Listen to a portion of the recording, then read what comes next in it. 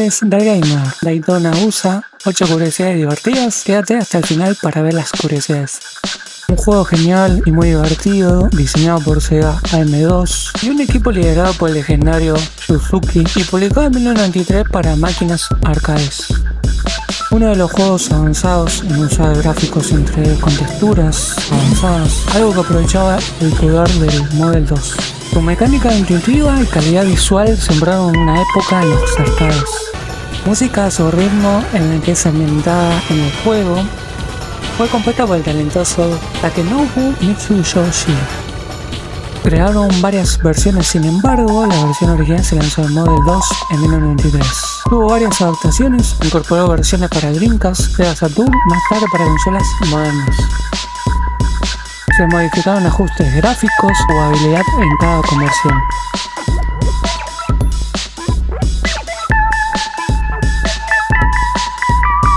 Fue popular por su innovación en su técnica del drifting en juegos de carreras, lo que permitía a los jugadores tomar curvas cerradas a gran velocidad.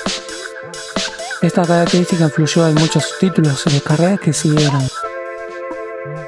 Una de las especialidades más famosas de los arcades era la posibilidad de conectar varias cabinas de Daytona USA para competir hasta 8 jugadores.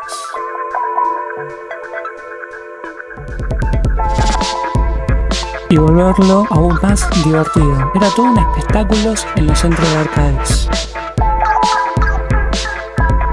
Se inspiró en las populares carreras de NASCAR en los Estados Unidos, especialmente en la legendaria Daytona 500, la cual se celebra en el circuito Daytona International Speedway en Florida.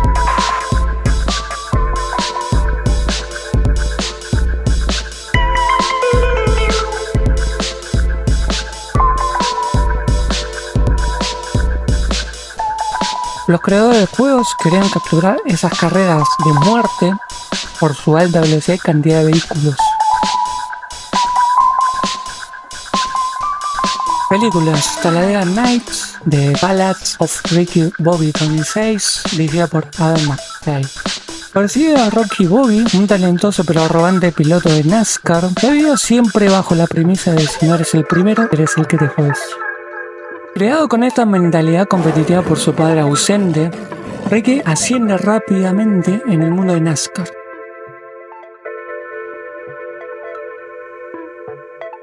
Y se considera uno de los pilotos más exitosos y populares, disfrutando del lujo, la fama y una vida sin límite.